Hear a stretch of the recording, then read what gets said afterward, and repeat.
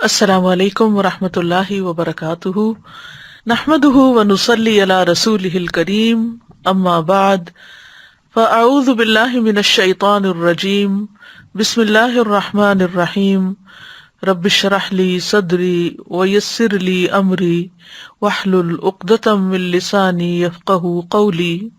فخلف من بعدهم خلف أضاعوا الصلاة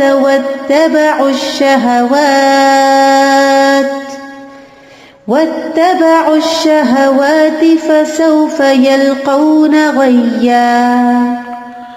پھر ان کے بعد ایسے نالائق جانشین ان کی جگہ آئے جنہوں نے نماز کو ضائع کر دیا اور خواہشات کے پیچھے لگ گئے، تو وہ عنقریب گمراہی کو ملیں گے۔ اللہ سبحانہ تعالیٰ نے ہمیں اپنی عبادت کے لیے پیدا کیا ہے۔ سورۃ الذاریات میں آتا ہے وَمَا خَلَقْتُ الْجِنَّ وَالْإِنسَ إِلَّا لِيَعْبُدُونَ، میں نے جن و انس کو محض اس لیے پیدا کیا کہ وہ میری عبادت کریں۔ سورۃ البقرہ میں تمام انسانیت کو مخاطب کرتے ہوئے اللہ سبحانہ تعالیٰ فرماتے ہیں یا ایھا الناس اعبدوا ربکم الذی خلقکم والذین من قبلکم لعلکم تتقون، اے لوگو اپنے رب کی عبادت کرو جس نے تمہیں پیدا کیا اور ان کو بھی جو تم سے پہلے تھے، تاکہ تم بچ جاؤ۔ عبادت کا معنی ہوتا ہے انتہائی خضوع اور عاجزی اختیار کرنا۔ اس عاجزی کی بہترین مثال اور بہترین عبادت نماز ہے۔ نماز عبادت کی اعلیٰ ترین شکل ہے، یہ ایک فرض عبادت ہے۔ نماز ہمیں دنیا میں برائیوں سے بچاتی ہے اور آخرت میں جہنم کی آگ سے۔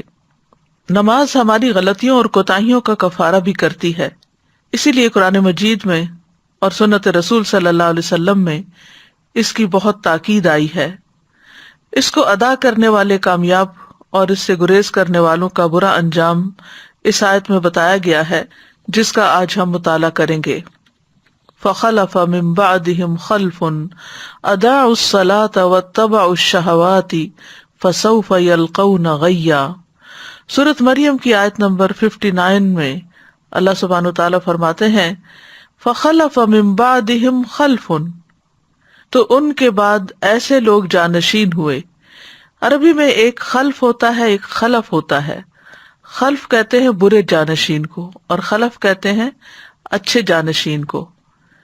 یعنی سورۃ مریم میں اللہ سبحانہ تعالیٰ نے جن انبیاء کا ذکر کیا، ابراہیم علیہ السلام، موسیٰ علیہ السلام، اسماعیل علیہ السلام، ادریس علیہ السلام، ان سب کا ذکر کرنے کے بعد، ان کی تعریف کرنے کے بعد اللہ تعالیٰ فرماتے ہیں فخلف من بعدہم خلف، کہ ان قابل تعریف لوگوں کے بعد ایسے برے جانشین آئے کہ جن کی سب سے بڑی برائی کیا تھی؟ اضاعوا الصلاۃ، انہوں نے نماز ضائع کر دی، واتبعوا الشہوات، اور خواہشات کے پیچھے لگ گئے۔ یعنی ان کے آباء و اجداد نیک تھے لیکن ان کی اولادوں نے نمازیں چھوڑ دی، یا پھر ان نمازوں کے ارکان و واجبات چھوڑ دیے، یا یہ کہ انہیں اپنے وقت سے تاخیر کے ساتھ پڑھا اور ایسے کام کیے کہ جس سے نماز کا پڑھنا اور نہ پڑھنا ایک ہی ہو گیا۔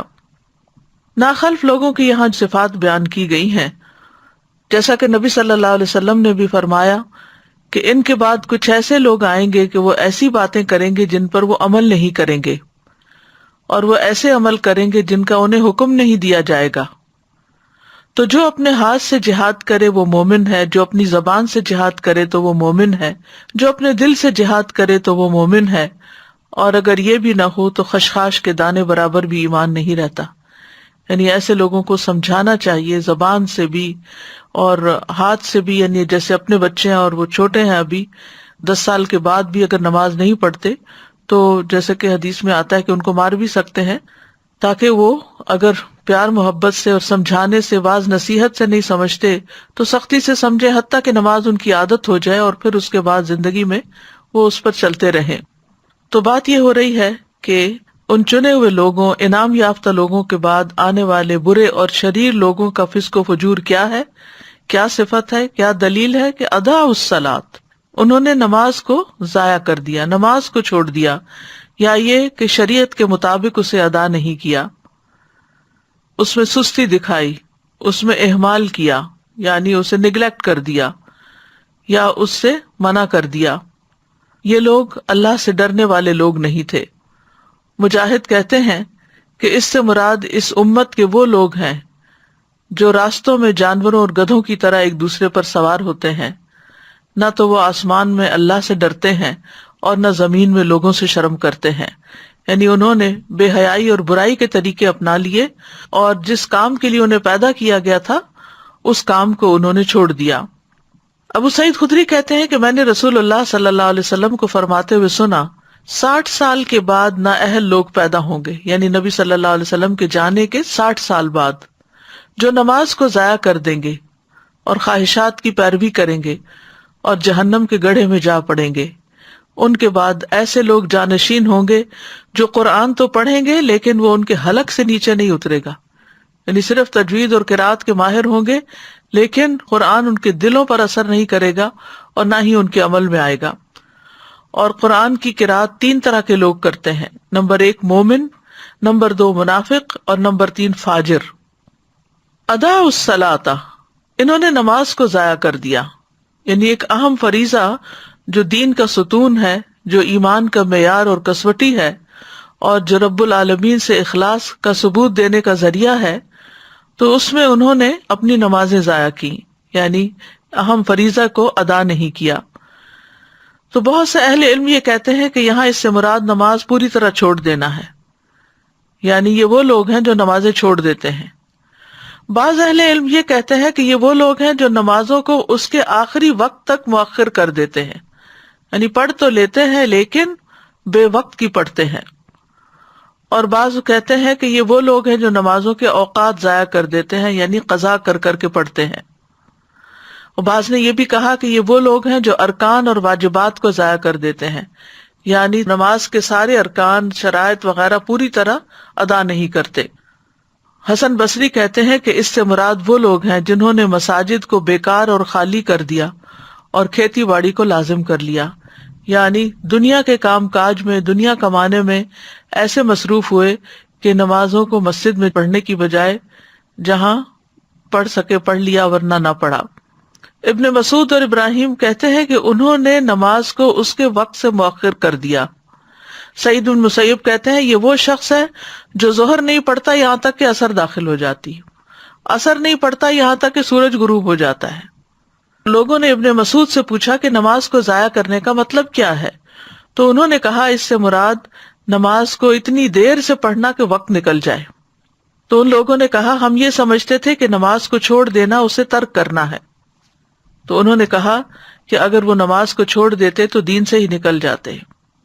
نماز کو لیٹ کرنا بہرحال نفاق کی علامت ہے، جس کا حدیث میں بھی ذکر آیا ہے، اور سستی سے پڑھنا اور دکھاوے کی نماز پڑھنا اور اللہ کو کم یاد کرنا یہ منافقین کی نماز کی صفات ہیں۔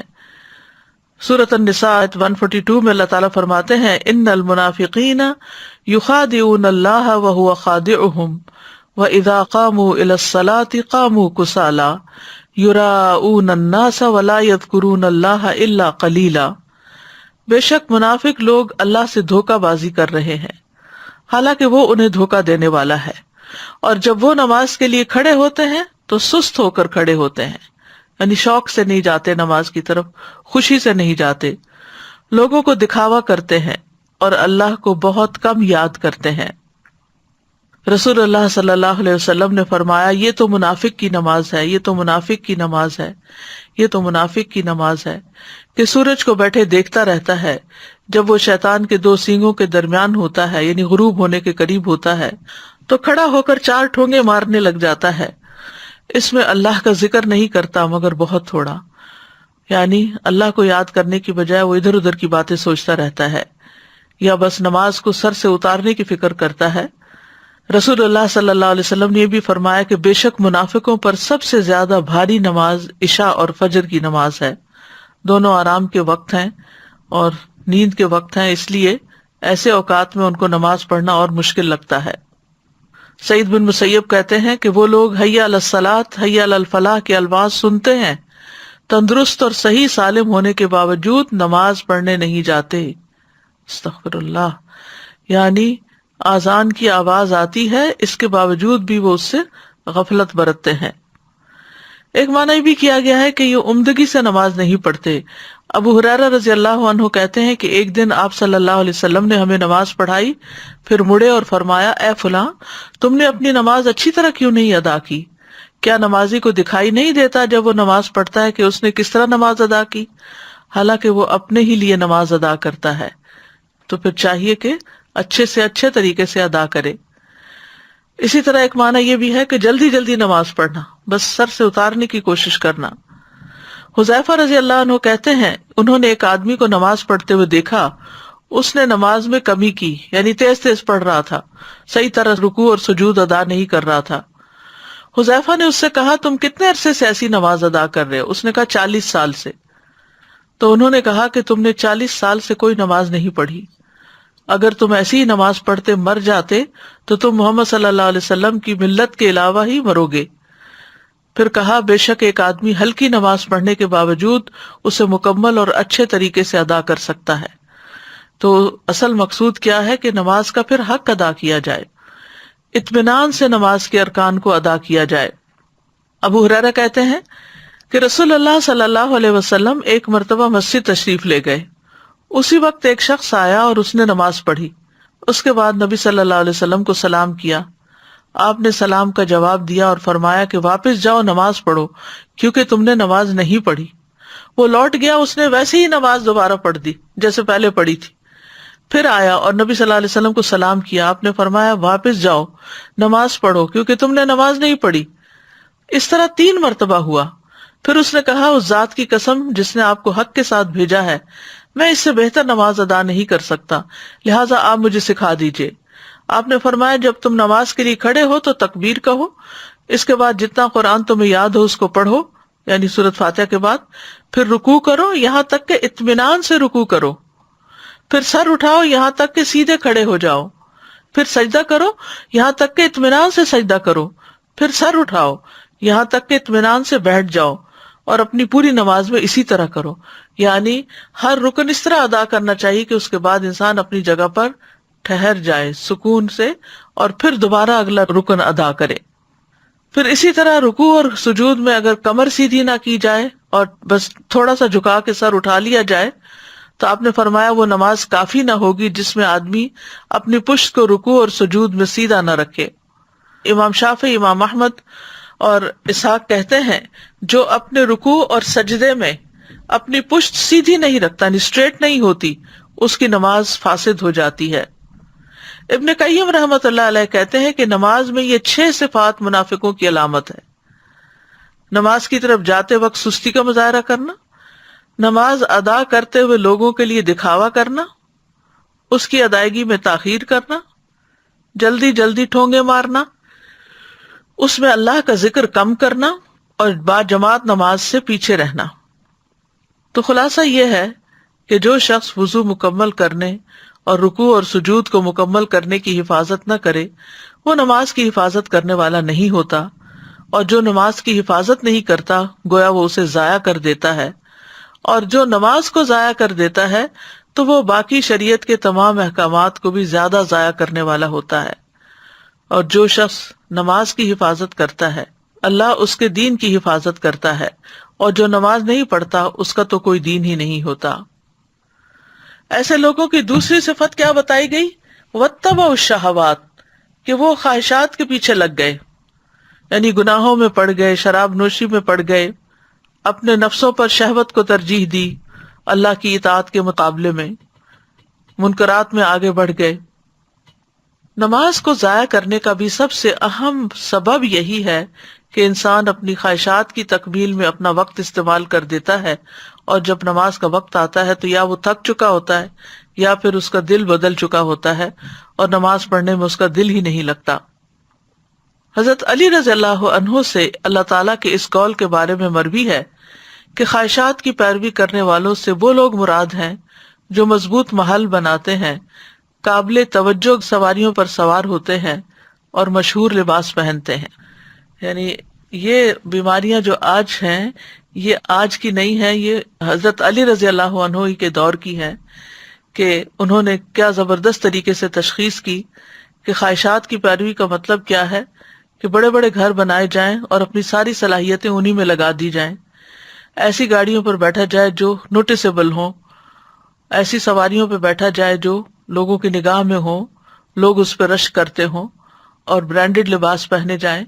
یعنی ان کا پورا لائف سٹائل ہی دنیا کے پیچھے بھاگنے کا ہو جاتا ہے، اور عبادت کی طرف ان کی توجہ نہیں ہوتی، ان کا دل نہیں لگتا. تو خواہشات ان چیزوں کے متعلق ہوتی ہیں جو انسان کو پسند آتے ہیں کام، یا انسان جن کو کرنا چاہتا ہے، جن کے ساتھ وہ موافقت رکھتا ہے اور جن سے وہ بچتا نہیں ہے. صحیح حدیث میں ہے کہ جنت ناپسندیدہ چیزوں کے ساتھ گھری ہوئی ہے اور جہنم خواہشات کے ساتھ گھری ہوئی ہے. اس بارے میں ابو ہریرہ کہتے ہیں کہ رسول اللہ صلی اللہ علیہ وسلم نے فرمایا، جب اللہ عز و جل نے جنت کو پیدا کیا تو جبریل علیہ السلام سے کہا جا کر اسے دیکھ آؤ. چنانچہ جبریل علیہ السلام گئے اور دیکھا. واپس آ کر عرض کیا، یا رب و عزتک، اے میرے رب آپ کی عزت کی قسم، اس کے متعلق جو بھی سنے گا وہ اس میں داخل ہونا چاہے گا. پھر جنت کو ناپسندیدہ چیزوں سے ڈھانپ دیا گیا. پھر اللہ تعالیٰ نے فرمایا اسے دیکھ کر آؤ. چنانچہ وہ دوبارہ گئے اور اسے دیکھا. کہا، یا رب و عزتک، اے میرے رب آپ کی عزت کی قسم، مجھے اندیشہ ہے کہ اب اس میں کوئی داخل ہی نہیں ہو سکے گا. یعنی اتنا مشکل راستہ ہے. اور اسی طرح جب آگ کو پیدا کیا تو آپ نے جبریل علیہ السلام سے فرمایا کہ اے جبریل جہنم کو دیکھ کر آؤ. جب وہاں پہنچے تو آ کر کہنے لگے، یا رب و عزتک، اے رب آپ کی عزت کی قسم، جو اس کے متعلق سنے گا اس میں داخل ہونا نہیں چاہے گا. اللہ کے حکم پر اسے خواہشات سے ڈھانپ دیا گیا. پھر فرمایا، اے جبریل جا کر اسے دیکھ کر آؤ. وہ دیکھ کر آئے. دیکھا تو کہا، یا رب و عزتک، مجھے تو اندیشہ ہے اب کوئی آدمی اس میں داخل ہونے سے بچ نہ سکے گا. یعنی ایسا پھسلن کا راستہ ہے، ایسا خواہشات کا راستہ ہے کہ سب اسی طرف چل پڑیں گے. کیونکہ یہ انسان کے لیے ایک امتحان ہے. اس کے اندر خواہشات کی محبت خوشنما بنا دی گئی ہے، لہذا جو چیز انسان کو خوشنما لگتی ہے انسان اس کے پیچھے بھاگتا ہے. رسول اللہ صلی اللہ علیہ وسلم نے فرمایا، مجھے اپنی امت کے بارے میں 3 چیزوں کا ڈر ہے. بخیلی جس کی اطاعت کی جائے، یعنی انسان بخل کرے، یعنی دل میں بخل کا خیال آئے تو اس کی پیروی کرے. خواہش نفس جس کی پیروی کرے، یعنی کچھ اللہ کے راستے میں دینے کی بجائے اپنی خواہشات پر انسان خرچ کرنے لگے. اور گمراہ امام جو لوگوں کو مس لیڈ کریں اپنی خواہشات پرستی کی وجہ سے. پھر اسی طرح اپنی مرضی کی زندگی گزارنا، یہ بھی گمراہی کا راستہ ہے. اور آپ صلی اللہ علیہ وسلم نے اس کے بارے میں فرمایا، مجھے تمہارے متعلق ان گمراہ کن خواہشات سے سب سے زیادہ اندیشہ ہے جن کا تعلق پیٹ اور شرمگاہ سے ہوتا ہے، اور اپنی مرضی پر چلنے کی گمراہی کا بھی اندیشہ ہے. اپنی مرضی پہ چلنے کی گمراہی یعنی جو دل میں آئے گا وہ کریں گے. اگر دیکھا جائے تو خواہش کی شدت جو ہے وہ ہر برائی کی جڑ ہے. قرآن مجید میں یہ جو آتا ہے وہ احضرت الانفس الشح، تو شح کا معنی یہ کیا گیا ہے کہ کسی چیز میں شدید خواہش رکھنا اور اس کی حرص کرنا. اور یہی شح جو ہے یہ انسان کو پھر بہت سی برائیوں پر آمادہ کرتی ہے، خون ریزی پر، محرمات کو حلال سمجھنے پر. اسی طرح یہ ہے کہ خواہش پرستی جو ہے یہ غفلت کا ذریعہ ہے. آپ نے فرمایا کہ میں تمہارے فقر سے نہیں ڈرتا، لیکن اس بات سے ڈرتا ہوں کہ دنیا تم پر کشادہ کر دی جائے گی جیسے پہلے لوگوں پہ کی گئی تھی، تو تم ایک دوسرے سے آگے بڑھنے لگو گے جس طرح وہ ایک دوسرے سے آگے بڑھنے لگے، اور وہ تمہیں غافل کر دے جس طرح ان لوگوں کو غافل کر دیا تھا. خواہش پرستی سے انسان اللہ کے ذکر سے غافل ہو جاتا ہے. اللہ تعالیٰ فرماتے ہیں، یا ایھا الذین آمنوا لا تلھکم اموالکم ولا اولادکم عن ذکر اللہ. اے ایمان والو، تمہیں اموال اور تمہاری اولاد اللہ کی یاد سے غافل نہ کریں، اور جو ایسا کریں گے وہی خسارہ اٹھانے والے ہیں. یعنی انسان کی عام طور پر خواہش مال کی ہوتی ہے، اولاد کی ہوتی ہے، پھر آگے جا کر انسان ان چیزوں میں اتنا محو ہو جاتا ہے، اتنا ان سے راضی ہو جاتا ہے کہ اللہ کی یاد سے ہی غافل ہو جاتا ہے. یعنی ان چیزوں کے نہ ہونے پر جس طرح وہ رب کو پکارتا تھا، ان کے ملنے کے بعد وہ رب کو اس طرح نہیں پکارتا. تو جب انسان خواہشات کی پیروی کرنے لگتا ہے تو وہ فرائض سے غافل ہو جاتا ہے. اور پھر خواہش پرستی ایسی چیز ہے کہ جو اللہ سبحانہ تعالیٰ کے احکامات کو بوجھ بنا کے رکھ دیتی ہے. عبداللہ ابن عمر کہتے ہیں، میں نے نبی صلی اللہ علیہ وسلم کو فرماتے ہوئے سنا، کتنے ہی لوگ ایسے ہیں جو اپنی خواہش نفس کو پورا کرنے میں لگ جاتے ہیں. یعنی پھر مراد یہ ہے کہ اپنے فرائض کو بھول جاتے ہیں، اپنی ذمہ داریاں بھول جاتے ہیں. ان کے لیے قیامت کے دن جہنم کے سوا کچھ نہ ہوگا. لیکن جو شخص خواہش پر نماز کو ترجیح دے تو اس کی فضیلت بھی بیان کی گئی ہے۔ حدیث میں آتا ہے اللہ تعالیٰ 3 قسم کے آدمیوں سے محبت کرتا ہے، ان پہ ہنستا ہے، ان سے خوش ہوتا ہے۔ ان میں سے ایک وہ جس کی بیوی خوبصورت ہو، اس کے پاس بہترین نرم بستر ہو، لیکن پھر بھی وہ قیام کرنے کے لیے رات کو کھڑا ہو جاتا ہے، یعنی خواہشات چھوڑ کر اللہ کے حضور کھڑا ہو جاتا ہے۔ اللہ تعالیٰ کہتے ہیں میرے بندے نے اپنی شہوت کو ترک کر دیا اور میرا ذکر کر رہا ہے، مجھ سے سرگوشی کر رہا ہے، اگر یہ چاہتا تو سو بھی سکتا تھا۔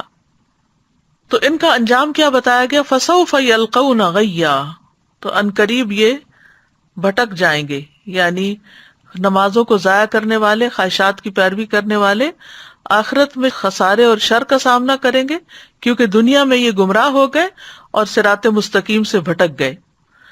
غیہ کی تفسیر کرتے ہوئے بعض اہل علم کہتے ہیں کہ یہ جہنم کی وادی ہے، اور اس بارے میں جو آثار ہیں وہ یہ ابن جریر نے یہی موقف اختیار کیا کہ غی جہنم کی ایک وادی ہے۔ عربی زبان میں غی کا لفظ جو ہے رشد کے مقابلے میں آتا ہے، بھلائی کے مقابلے میں۔ لا اکراہ فی الدین قد تبین الرشد من الغی، دین میں کوئی زبردستی نہیں، بلا شبہ ہدایت گمراہی سے صاف واضح ہو چکی ہے۔ شر اور گمراہی کو بھی غی کہا جاتا ہے، شر اور گمراہی کے لیے بھی لفظ غی استعمال ہوتا ہے۔ تو جو شخص گمراہ ہوتا ہے وہ بھلائی پر نہیں ہوتا، اور جو بھلائی کا رستہ چھوڑ دیتا ہے تو پھر یہ چیز اس کو عذاب تک پہنچا دیتی ہے۔ اسی لیے بعض اہل علم نے غی سے مراد صرف بھٹکنا نہیں لیا، بلکہ بھٹکنے کا جو انجام ہے جہنم کی صورت میں وہ بھی مراد لیا ہے۔ وہب کہتے ہیں کہ نہر فی جہنم بعید قعرہ خبیث طعمہ، کہ یہ جہنم میں ایک نہر ہے کہ جو بہت ہی گہرائی والی ہے اور اس کا کھانا انتہائی خبیث ہے۔ ابن عباس کہتے ہیں الغی واد فی جہنم، کہ غی جہنم کی وادیاں۔ ابن عباس کا قول ہے یہ کہ ان کی گرمی سے پناہ مانگنی چاہیے، جو کہ زنا پہ اصرار کرنے والے، عادی شراب پینے والے، سود کھانے والے اور اس سے باز نہ آنے والے، اور والدین کی نافرمانی کرنے والے اور جھوٹی گواہی دینے والوں کے لیے ہیں۔ عطا کہتے ہیں الغی سے مراد وادن فی جہنم یسیل قیحا و دمن، یہ جہنم کی ایسی وادی ہے کہ جس میں پیپ اور خون بہتا ہے۔ کعب کہتے ہیں ہوا وادن فی جہنم ابعدها قعرا وشد حرا، کہ یہ جہنم میں ایسی وادی ہے کہ جو بہت دور گہری ہے اور بہت سخت گرم ہے۔ ابن مسعود کہتے ہیں کہ جہنم کی ایک وادی ہے جس کی گہرائی بہت لمبی ہے اور اس کی خوراک بہت بری ہے۔ تو اس آیت سے ہمیں خاص طور پر نماز کی اہمیت کا پتہ چلتا ہے، کیونکہ انسان اللہ کی عبادت کے لیے پیدا کیا گیا، اس مقصد کے لیے پیدا کیا گیا، لہذا جب تک یہ مقصد پورا نہیں کرتا اس کا چھٹکارا نہیں ہو سکتا۔ کائنات کی تمام مخلوقات جو ہیں وہ اللہ سبحانہ تعالیٰ کی تسبیح کرتی ہیں، اس کی نماز پڑھتی ہیں۔ سورۃ نور میں آتا ہے الم تر ان اللہ یسبح لہ من فی السماوات والارض والطیر صافات کل قد علم صلاتہ وتسبیحہ واللہ علیم بما یفعلون، کیا تم دیکھتے نہیں کہ آسمانوں اور زمین میں جو کچھ ہے اور فضا میں پر پھیلائے ہوئے پرندے بھی، یہ سب اللہ کی تسبیح کر رہے ہیں۔ ہر مخلوق کو اپنی نماز اور تسبیح کا طریقہ معلوم ہے، گویا ساری مخلوق پر ہے یہ نماز، ہر ایک کا طریقہ الگ ہے، وہ ان کو خود پتا ہے کہ کیا کرنا ہے، اور جو کچھ وہ کرتے ہیں اللہ سب کچھ جانتا ہے۔ ساری مخلوق اللہ کے آگے سجدہ ریز ہے۔ وَلِلَّهِ يَسْجُدُ مَن فِي السَّمَاوَاتِ وَالْأَرْضِ، آسمان و زمین میں جتنی بھی چیزیں ہیں خوشی اور ناخوشی سے اللہ کو سجدہ کر رہی ہیں۔ تمام انبیاء کی طرف نماز کی وحی کی گئی۔ وَجَعَلْنَاهُمْ أَئِمَّةً يَهْدُونَ بِأَمْرِنَا وَأَوْحَيْنَا إِلَيْهِمْ فِعْلَ الْخَيْرَاتِ وَإِقَامَ الصَّلَاةِ وَإِيتَاءَ الزَّكَاةِ وَكَانُوا لَنَا عَابِدِينَ، اور ہم نے انہیں ایسے پیشوا بنایا جو ہمارے حکم کے ساتھ رہنمائی کرتے تھے، اور ہم نے ان کی طرف نیکیاں کرنے اور نماز قائم کرنے اور زکوٰۃ ادا کرنے کی وحی بھیجی، اور وہ صرف ہماری عبادت کرنے والے تھے۔ تو اس سے کیا پتہ چلتا ہے کہ تمام انبیاء کو یہ حکم دیا گیا۔ اللہ سبحانہ وتعالیٰ اپنے سارے بندوں کو اس کا حکم دیتے ہیں قُلْ لِعِبَادِيَ الَّذِينَ آمَنُوا يُقِيمُوا الصَّلَاةَ، میرے بندوں سے جو ایمان لائے ہیں ان سے کہہ دیجئے کہ وہ نماز قائم کریں، اور پھر نمازوں کی حفاظت کا حکم بھی دیا گیا۔ سچے ایمان والوں کی صفت یہ بتائی گئی، الذین یقیمون الصلاۃ ومما رزقناہم ینفقون اولئک ھم المؤمنون حقا، وہ لوگ جو نماز قائم کرتے ہیں اور اس میں سے جو ہم نے انہیں دیا وہ خرچ کرتے ہیں، یہی لوگ سچے مومن ہیں۔ یعنی ان کی سچائی ان دو چیزوں سے ثابت ہوتی ہے، ایمان تو لے آئے اور اس کے بعد یقیمون الصلاۃ اور پھر ومما رزقناہم ینفقون۔ اللہ سبحانہ تعالیٰ نے بندوں پر 5 نمازیں فرض کی ہیں۔ نماز اسلام کا دوسرا بڑا رکن ہے، اسلام کا ستون بھی ہے۔ اس دین کی بنیاد اسلام ہے، تو جو اسلام لایا وہ سلامت رہا، اور اس کا ستون نماز ہے۔ تو نماز جو ہے وہ الصلاۃ عماد الدین، یعنی دین کی بنیاد ہے، ستون ہے، اور اگر کسی عمارت سے ستون ہے اس کا نکال لیا جائے تو عمارت قائم نہیں رہتی۔ نماز چھوڑنے کو کفر قرار دیا گیا۔ بہقی کہتے ہیں کہ ایمان کے بعد عبادات میں سے نماز کے علاوہ کوئی ایسی عبادت نہیں جس کو اللہ نے ایمان کا نام دیا ہو، اور رسول اللہ صلی اللہ علیہ وسلم نے جس کے چھوڑنے کو کفر قرار دیا ہو۔ نماز اعمال میں سب سے بہترین عمل ہے۔ رسول اللہ صلی اللہ علیہ وسلم نے فرمایا، ثابت قدم رہو اور تم ہرگز اس کی مکمل اطاعت نہیں رکھ سکو گے، اور جان لو تمہارا سب سے بہترین عمل نماز ہے، اور وضو کی محافظت وہی کرتا ہے جو مومن ہو۔ تو اس سے یہ پتہ چلتا ہے کہ جب تک انسان اپنی نمازیں پوری نہیں کرتا اس کے باقی اعمال بھی اس طرح قبول نہیں ہوتے، اور سب سے ٹاپ پر نماز ہی ہے۔ اور یہ ایسا فریضہ ہے جو کسی حال میں بھی ساقط نہیں ہوتا۔ کھڑے ہو کر نماز نہیں پڑھ سکتے تو بیٹھ کے پڑھ لیں، بیٹھ کر نہیں پڑھ سکتے تو پہلو کے بل لیٹ کر پڑھ لیں، لیکن نماز جیسے بھی حالات ہوں چھوڑی نہیں جا سکتی، یہاں تک کہ میدان جنگ میں بھی جب دشمن سے مقابلہ ہو تو نماز ادا کرنی چاہیے۔ اللہ سبحانہ وتعالیٰ روزانہ 2 بار فرشتوں سے بندوں کی نماز کی خبر لیتے ہیں، عصر کے وقت اور فجر کے وقت، جب فرشتے تبدیل ہو کر جاتے ہیں اور وہ نمازوں میں ہی آ کر بندوں سے ملتے ہیں۔ اور ہر نماز کے وقت ایک اعلان ہوتا ہے۔ عبداللہ بن مسعود کہتے ہیں کہ رسول اللہ صلی اللہ علیہ وسلم نے فرمایا، جب ہر نماز کا وقت شروع ہوتا ہے تو ایک منادی کرنے والے کو بھیجا جاتا ہے، وہ کہتا ہے، آدم کے بیٹو اٹھو اور اس آگ کو بجھاؤ جو تم نے اپنے نفسوں کے لیے جلائی ہے۔ تو وہ کھڑے ہوتے ہیں اور وضو کرتے ہیں تو ان کی آنکھوں سے ان کے گناہ جھڑ جاتے ہیں۔ جب وہ نماز پڑھتے ہیں تو سابقہ نماز کے درمیانی وقفے میں ہونے والے گناہ بخش دیے جاتے ہیں، یعنی پچھلی نماز اور موجودہ نماز کے بیچ میں جو غلطیاں ہوئی ان کو معاف کر دیا جاتا ہے۔ اور یہی معاملہ پھر عصر کے وقت ہوتا ہے، اور جب مغرب ہوتی ہے تو یہی معاملہ پیش آتا ہے، جب عشاء کا وقت ہوتا ہے تو اسی طرح ہوتا ہے، جب لوگ سوتے ہیں تو وہ بخشے ہوئے ہوتے ہیں۔ پھر آپ نے فرمایا، لوگ بھلائی کی حالت میں رات گزارتے ہیں اور بعض لوگ شر کی حالت میں لتھڑ کر یا شر میں لتھڑ کر یعنی گندے کام کرتے ہوئے رات گزارتے ہیں۔ نماز کی اتنی اہمیت ہے کہ نبی صلی اللہ علیہ وسلم نے سخت بیماری میں بھی نماز کی فکر کی تھی۔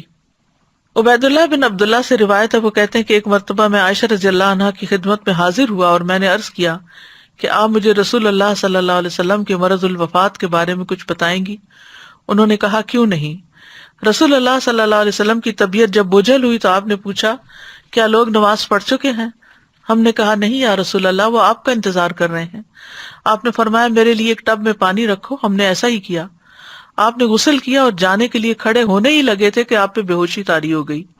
جب افاقہ ہوا پھر یہی سوال پوچھا، کیا لوگ نماز پڑھ چکے ہیں؟ ہم نے کہا، نہیں یا رسول اللہ، وہ آپ کا انتظار کر رہے ہیں۔ آپ نے فرمایا، میرے لیے ٹب میں پانی رکھو۔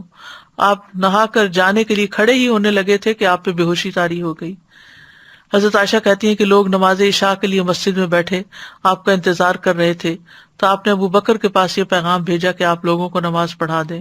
چنانچہ ان دنوں میں ابو بکر لوگوں کو نماز پڑھاتے رہے۔ ایک دن حضور صلی اللہ علیہ وسلم کو اپنے مرض میں کچھ تخفیف محسوس ہوئی تو آپ ظہر کی نماز کے وقت 2 آدمیوں کے درمیان نکلے، جن میں سے ایک عباس تھے۔ ابو بکر نے جب آپ کو دیکھا تو پیچھے ہٹنے لگے۔ آپ نے انہیں اشارہ کیا کہ پیچھے نہ ہٹیں، اور اپنے ساتھ آنے والے ساتھیوں کو حکم دیا تو انہوں نے آپ صلی اللہ علیہ وسلم کو ابو بکر کے پہلو میں بٹھا دیا۔ ابو بکر کھڑے ہو کر نماز پڑھتے رہے اور رسول اللہ صلی اللہ علیہ وسلم بیٹھ کر نماز پڑھنے لگے۔ تو اس سے آپ اندازہ لگائیں کہ نبی صلی اللہ علیہ وسلم پر کتنی تکلیف تھی، کیسی شدت تھی، لیکن پھر بھی آپ اپنے اس فریضے کو نہیں بھولے، حالانکہ بیمار کے لیے تو بہت سی رخصتیں ہیں۔ حضرت علی کہتے ہیں کہ رسول اللہ صلی اللہ علیہ وسلم کا آخری کلام تھا الصلاۃ الصلاۃ اتقوا اللہ فیما ملکت ایمانکم، نماز کی حفاظت کرو، نماز کی حفاظت کرو، اور اپنے غلاموں کے بارے میں اللہ سے ڈرو۔ نبی صلی اللہ علیہ وسلم کی آخری وصیت بھی تھی۔ نبی صلی اللہ علیہ وسلم نے یہ بھی بتایا تھا کہ ایک وقت آئے گا کہ نماز کا نام و نشان بھی مٹ جائے گا۔ آپ نے فرمایا کپڑے کے بیل بوٹوں کی طرح اسلام مٹتا جائے گا، حتیٰ کہ انہیں یہ بھی معلوم نہ ہوگا کہ نماز، روزہ، قربانی اور صدقہ کیا ہوتے ہیں۔ ایک رات میں اللہ عز و جل کی کتاب کو مٹا دیا جائے گا اور زمین میں ایک آیت بھی باقی نہ رہے گی۔ لوگوں کے مختلف گروہوں میں سے کچھ بوڑھے مرد اور عورتیں رہ جائیں گی، وہ کہیں گے ہم نے اپنے آباء و اجداد کو یہ کلمہ لا الہ الا اللہ کہتے سنا تھا اور اب ہم بھی کہہ رہے ہیں، یعنی اس کے علاوہ نماز، قرآن سے بالکل لا علم اور غافل ہوں گے۔ قبر میں جا کر بھی بندے کی حسرت کیا ہوگی۔ نبی صلی اللہ علیہ وسلم ایک قبر کے پاس سے گزرے، حال ہی میں اس میت کو دفن کیا گیا تھا، تو آپ نے فرمایا 2 رکعتیں ہلکی سی ہوتی ہیں اور تم لوگ انہیں حقیر اور زائد سمجھتے ہو، لیکن وہ 2 رکعتیں اگر یہ صاحب قبر اپنے عمل میں زیادہ کر لیتا تو اس کی نظر میں تمہاری تمام باقی دنیا سے بھی اسے زیادہ محبوب ہوتی۔ لیکن ہم کتنے آرام سے نفل چھوڑ دیتے ہیں، نفل کیا سنت چھوڑ دیتے ہیں، ہمارے بندے بس فرض پڑھ کے کھڑے ہو جاتے ہیں۔ تو ہمیں اپنی نمازوں کا حساب لینا چاہیے، خود اپنا تجزیہ کرنا چاہیے کہ ہم کیا نماز کو ادا کرنے والے ہیں یا نماز کو ضائع کرنے والے ہیں۔ اور ضائع کرنے میں تاخیر سے پڑھنا بھی مراد ہے، تو وقت پر نماز پڑھنی چاہیے، کیونکہ قرآن مجید میں آتا ہے ان الصلاۃ کانت علی المؤمنین کتابا موقوتا، بے شک نماز ایمان والوں پر ہمیشہ سے ایسا فریضہ ہے جس کا وقت مقرر کیا ہوا ہے۔ عبداللہ بن مسعود کہتے ہیں میں نے نبی صلی اللہ علیہ وسلم سے عرض کیا اللہ کو کون سا عمل زیادہ پسند ہے؟ آپ نے فرمایا نماز کو اس کے وقت پر ادا کرنا، یعنی جب ٹائم داخل ہو جائے تو پھر نماز کی طرف دوڑیں، اور جو نماز کو وقت پر ادا کرے گا، پابندی سے ادا کرے گا، اللہ تعالیٰ کا اس سے کیا وعدہ ہے، اللہ تعالیٰ اس کو جنت میں داخل کرے گا۔ عبداللہ بن مسعود کہتے ہیں کہ رسول اللہ صلی اللہ علیہ وسلم ہر نماز اس کے وقت پر پڑھتے تھے، مگر مزدلفہ اور عرفہ میں جمع کیا کرتے تھے۔ نبی صلی اللہ علیہ وسلم نے اس کی بہت تلقین بھی کی ہے اور مؤخر کرنے کی مذمت بھی کی ہے۔ صحابہ کے بارے میں آتا ہے کہ نمازوں کو ضائع ہوتے دیکھ کر وہ روتے تھے۔ امام زہری کہتے ہیں میں دمشق میں انس بن مالک کی خدمت میں گیا، آپ اس وقت رو رہے تھے۔ میں نے عرض کیا آپ کیوں رو رہے ہیں؟ تو انہوں نے فرمایا اب میں اس نماز کے علاوہ نبی صلی اللہ علیہ وسلم کے دور کی کوئی چیز نہیں پاتا، کیونکہ آپ نے تو انسانوں کی تعمیر کی تھی اور انسانوں کو اخلاق سکھائے تھے، طرز عمل اور معاملہ سب کچھ، لیکن آپ ان کے اندر تو نہیں رہے تھے، کچھ عرصے کے بعد آپ فوت ہو گئے تھے، یعنی اس وقت ان کے پاس دنیاوی مال و اسباب نہیں تھے، یہی عبادتیں تھیں، اخلاق تھے، اچھے معاملات تھے، اچھی ڈیلنگز تھی۔ تو بعد میں وہ کہتے ہیں کہ میں نبی صلی اللہ علیہ وسلم کے دور کی اب کوئی چیز نہیں پاتا سوائے نماز کے، اور اب اس نماز کو بھی ضائع کر دیا گیا ہے، یعنی تاخیر سے پڑھنے کی وجہ سے۔ تو اگر انسان نماز پڑھتا ہے تو اس کو اللہ کی رحمت بھی ملتی ہے، کامیابی بھی ملتی ہے۔ قد افلح المؤمنون الذین هم فی صلاتهم خاشعون، سورۃ النور میں آتا ہے وَأَقِیمُوا الصَّلَاةَ وَآتُوا الزَّکَاةَ وَأَطِیعُوا الرَّسُولَ لَعَلَّکُمْ تُرْحَمُونَ، اور نماز قائم کرو اور زکوٰۃ ادا کرو اور رسول کا حکم مانو تاکہ تم رحم کیے جاؤ۔ نبی صلی اللہ علیہ وسلم نے فرمایا جب تم میں سے کوئی آدمی نماز کے لیے کھڑا ہوتا ہے تو اللہ کی رحمت اس کی طرف متوجہ ہو جاتی ہے۔ اسی لیے آپ کو جب کوئی پریشانی ہوتی تھی آپ فوراً نماز کی طرف لپکتے تھے۔ جو شخص نماز کے بعد اپنی جائے نماز پر بیٹھا رہتا ہے تو فرشتے اس پر صلات پڑھتے رہتے ہیں، اور فرشتوں کی ان پر صلات یہ ہے اللہم اغفر لہ اللہم ارحمہ اللہم اغفر لہ اللہم ارحمہ، اے اللہ اسے بخش دے، اے اللہ اس پر رحم فرما۔ اگر وہ آگے بیٹھ کر اگلی صف میں نماز کا انتظار کرے تو فرشتے بھی اس پر صلات بھیجتے ہیں، اور ان کی صلات کیا ہے اللہم اغفر لہ اللہم ارحمہ۔ پھر یہ کہ نماز پڑھنے سے خوف اور غم سے نجات ملتی ہے، پھر اللہ کی مدد آتی ہے۔ اسی لیے تمام انبیاء جب کوئی مسئلہ درپیش ہوتا تھا تو نماز پڑھنے لگتے تھے، یعنی نفل نماز، پھر اللہ کی حفاظت ملتی ہے۔ آپ نے فرمایا من صلی الصبح فہو فی ذمۃ اللہ، جو صبح کی نماز پڑھتا ہے وہ اللہ کے ذمے میں ہے، یعنی اللہ تعالیٰ کی اس کو حفاظت حاصل ہوگی۔ نماز صحت اور تندرستی کا سبب بھی ہے، حشاش بشاش ہونا اور خوش مزاجی نماز ہی سے حاصل ہوتی ہے۔ ابن القیم کہتے ہیں اللہ کا ذکر کرنا، اس کی طرف متوجہ ہونا، اس کی طرف رجوع کرنا اور مدد لینے کے لیے جانا، نماز کی طرف جانا۔ کتنے ہی ان میں سے ایسے بیمار ہیں جنہیں شفا دے دی گئی اور کتنے ہی بیماروں کو عافیت دے دی گئی۔ یعنی نماز کا ایک فائدہ کیا ہوا کہ نماز پڑھنے سے وہ بیماری نہیں ہوئے۔ ظاہر وضو کر کے انسان سارے جراثیم سے پاک ہوتا ہے، پھر نماز ادا کرتا ہے، وہ ایک ایکسرسائز بھی ہے، اس میں اللہ کا ذکر بھی ہے، وہ ایک روحانی ٹانک بھی ہے۔ تو جو بیمار تھے ان کو شفا ہو گئی اور کتنے ہی بیماروں کو عافیت دے دی گئی، یعنی وہ اس مصیبت سے بچ گئے۔ پھر اسی طرح گناہ مٹتے ہیں۔ وَأَقِمِ الصَّلَاةَ طَرَفَيِ النَّهَارِ وَزُلَفًا مِّنَ اللَّيْلِ إِنَّ الْحَسَنَاتِ يُذْهِبْنَ السَّيِّئَاتِ ذَلِكَ ذِكْرَىٰ لِلذَّاكِرِينَ، اور دن کے ان دونوں سروں پر اور کچھ رات گزرنے پر نماز قائم کرو، بلا شبہ نیکیاں برائیوں کو دور کر دیتی ہیں۔ یہ ایک یاد دہانی ہے یاد کرنے والوں کے لیے۔ پھر اسی طرح گناہوں کا دھل جانا، گناہوں کا جھڑنا، اور پھر برائی اور بے حیائی سے حفاظت ملنا۔ قرآن مجید میں آتا ہے ان الصلاۃ تنہی عن الفحشاء والمنکر، کہ بے شک نماز بے حیائی اور برائی سے روکتی ہے۔ حدیث میں اس کو نور کہا گیا ہے، الصلاۃ نور۔ اس سے نفس کا تزکیہ ہوتا ہے، بندے کو حفاظت کا ایک مضبوط قلعہ مل جاتا ہے، دل اور اعضاء گناہ کرنے سے محفوظ ہو جاتے ہیں، اس سے اللہ کی قربت حاصل ہوتی ہے، برائیاں دور ہوتی ہیں، گناہوں سے روک دیا جاتا ہے، پھر غیر اخلاقی بیماریوں سے بچا جا سکتا ہے، بری صفات اس سے ختم ہوتی ہیں، فتنوں کا کفارہ ہوتا ہے۔ آخرت میں نمازوں پر ڈھیروں اجر ملے گا، اللہ تعالیٰ نماز پڑھنے والوں کا اجر ضائع نہیں کرے گا۔ والذین یمسکون بالکتاب واقاموا الصلاۃ انا لا نضیع اجر المصلحین، اور جو لوگ کتاب کو مضبوطی سے پکڑتے ہیں اور انہوں نے نماز قائم کی، یقیناً ہم اصلاح کرنے والوں کا اجر ضائع نہیں کیا کرتے۔ تو اس سے کیا پتہ چلتا ہے کہ جو کتاب کو تھامے رکھے اور نماز ادا کرے تو دنیا میں بھی فائدہ ہوگا اور ان کا اجر بھی ضائع نہ ہوگا۔ پھر جہنم اور منافقت سے برات ہے۔ پھر یہ کہ قبر میں حفاظت کے لیے نماز آ جاتی ہے سر کی طرف سے۔ پھر اسی طرح قیامت کے دن چمکدار نور ملے گا۔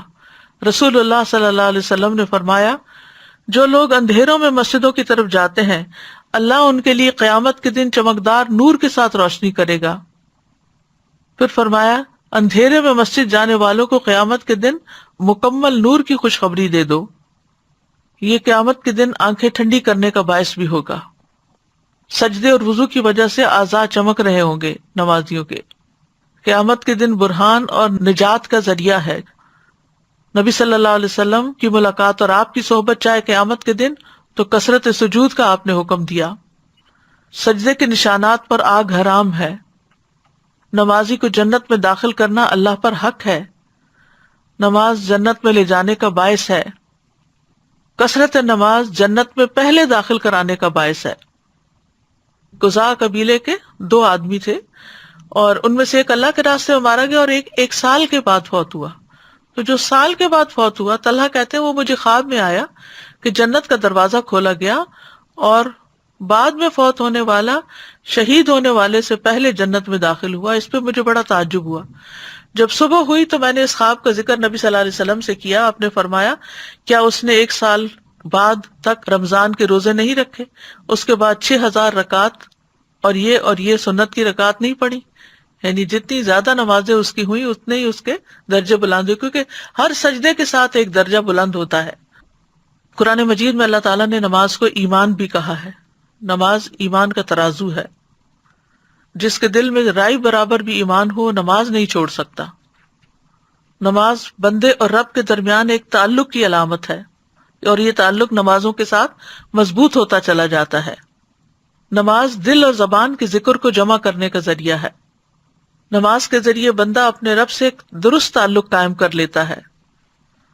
نماز کا چھوڑنا ایمان سے محرومی ہے۔ بدترین گناہ ہے. اللہ تعالیٰ کی حفاظت سے بندہ باہر آ جاتا ہے.